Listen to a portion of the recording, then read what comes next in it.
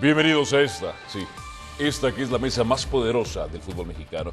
Puch Gómez Junco, Carrillo, Juan Carlos Gabriel y Felipe Ramos Rizo del otro lado del estudio. Bienvenidos, soy Álvaro Morales. Agradece que Pumas y que la Chivas Rayadas de Guadalajara hayan tenido un partido de dichas características, con este ritmo precisamente. 2-1. Por momentos, Pumas mejor que el Guadalajara, salvo en la definición, por supuesto. El Guadalajara genera lo suyo, tiene menos oportunidades generadas y menos disparos que el propio cuadro universitario, pero sabe meterlas. Le agradezco a los Pumas, profesor Mario Carrillo, que al menos, a diferencia de ese torneo y como visitantes, profesor Mario Carrillo, no hayan tenido una actitud cobarde. Sus transiciones muy dinámicas, defensa-ataque, al final les anulan también un gol, pierden 2-1, gana el Guadalajara sus primeros 3 puntos.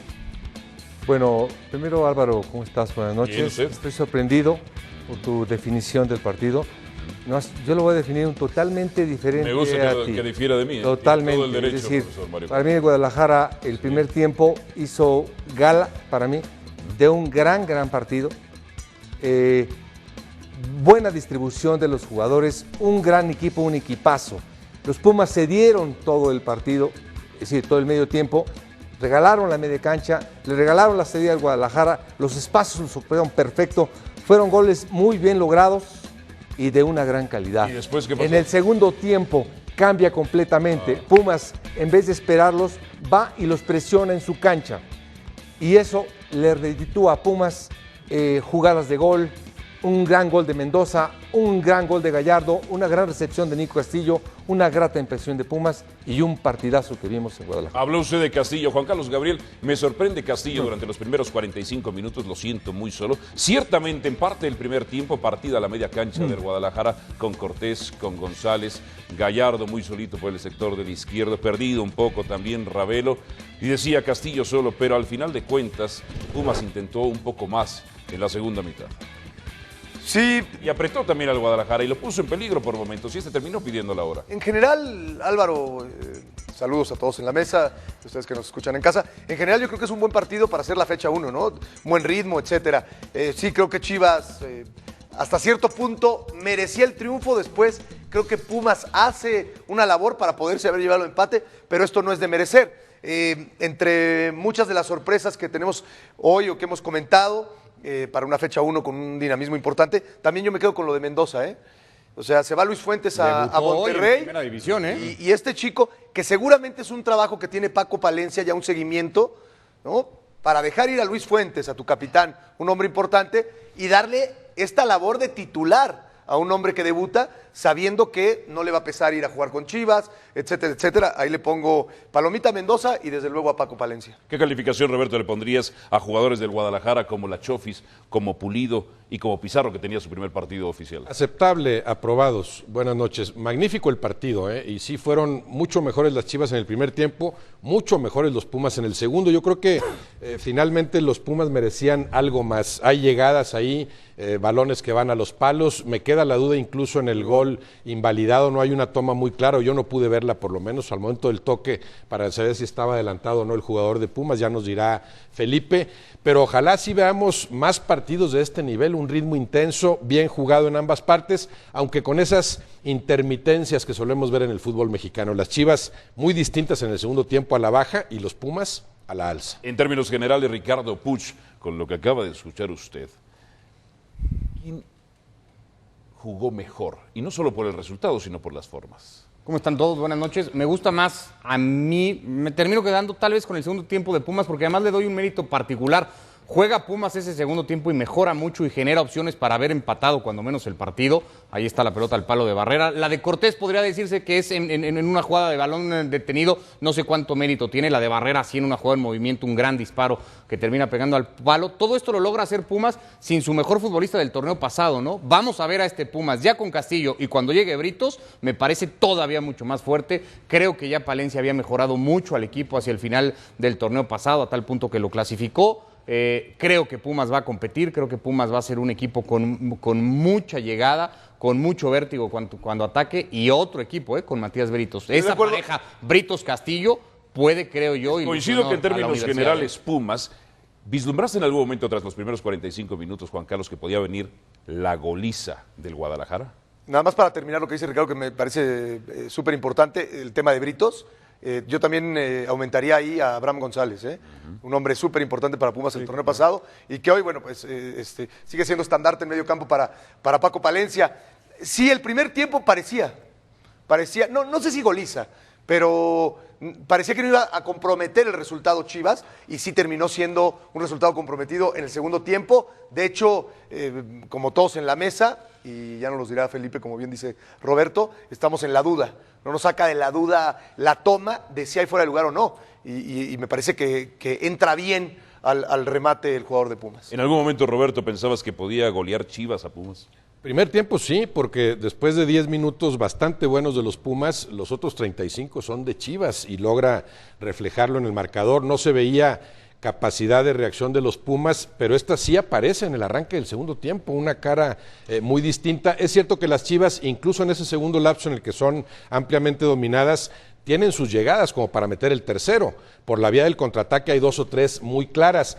Y creo que eso Almeida tendría que revisarlo. Quizá él piensa, tuvimos para el 3-1 y que el asunto no se complicara, pero yo creo que el estilo de las Chivas, las características de sus jugadores no dan como para manejar así una ventaja, como para replegarte y después tratar de contraatacar. El Guadalajara depende mucho de tener la pelota, de elaborar más su juego. Está, por supuesto, el mérito de los Pumas. Quizá no pudieron hacer otra cosa las Chivas, pero hay un momento en que sí sentías que estaban haciendo todo lo posible los del Guadalajara para perder la ventaja. El estilo del Guadalajara no debe ser ese. Es buenísimo empezar ganando y con algunos lapsos muy buenos, pero esa forma de manejar el 2-0 creo que tendría que corregirla Almeida. Pulido tuvo una oportunidad, Cortés con un tiro libre. En términos generales, profesor Mario Carrillo, decía yo que Pumas me gustó más, pero ciertamente en el primer tiempo yo pensé que podía golear el conjunto del Guadalajara a los universitarios. ¿Qué pasó después? Porque Pumas va a atacar, pero tiene esa posibilidad Pumas, con la defensa tan lenta que tiene, de manejar o tratar de resolver los partidos así. Sí, te comentaba que me gustó mucho cómo paró al equipo más adelante, empezó a apretar la salida, empezó a marcar más. El Guadalajara ya no tuvo la tranquilidad para salir jugando, sino que se vio obligado a dividir la pelota. Dividiendo la pelota, ganaba Verón por arriba y Alcoba por arriba. Después hubo un punto importante para mí, Pizarro.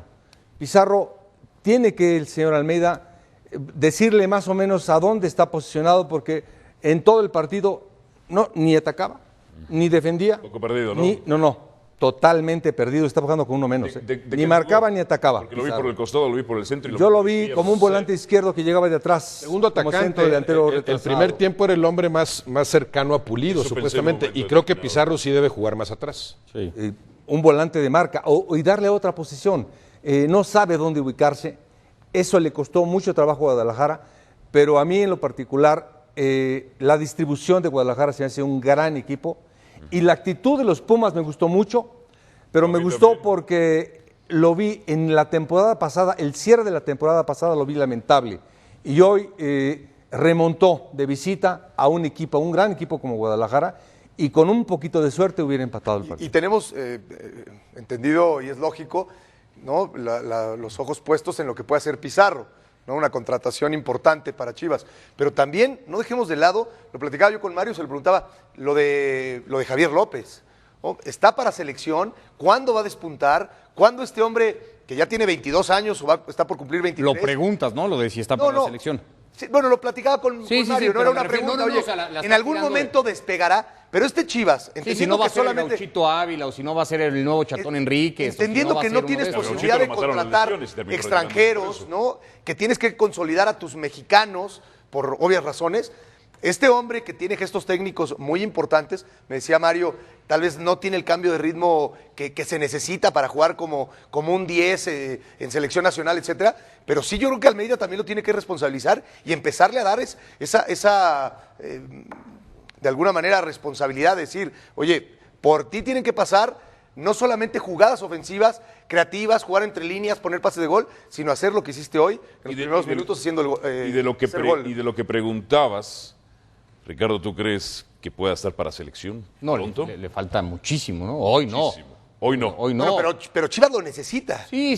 Digo, sé que no lo puedes apresurar, pero también sí ponérselo en la cabeza. Oye, Acuérdate que no estás para hacer simplemente un relevo. No, de acuerdo. En algún momento pero tendrás que ser un jugador creo bien que ya- importante de Chivas. Creo que ya Guadalajara debe de haber aprendido de Cubo Torres, de ¿Fierro? Gaucho Ávila, de Carlos Pero Fierro, otras de Chacón cualidades de este Enrique. hombre, ¿no, Sí, Ricardo? pero me refiero, O sea, cada que sale un prospecto o un jugador de Chivas más o menos destacado, pum, a los cuernos de la luna y ya estamos pensando, Guadalajara entenderá que la Chofis tiene condiciones interesantes, creo yo, que tiene que seguir desarrollando, ¿no? Ya de entrada le está dando a Almeida el arrancar, el ser un titular, a ver si se mantiene como un titular fijo. En ese proceso me parece que todavía está la Chofis como para ya pensar en selección nacional. Primero Yo lo que que- se lo que- consolide en Chivas, que se vuelva ese estandarte o ese referente del ataque de Guadalajara y después vamos viendo Lo si que le da digo, para no está selección. peleado el entender que tal vez no está hoy para la selección con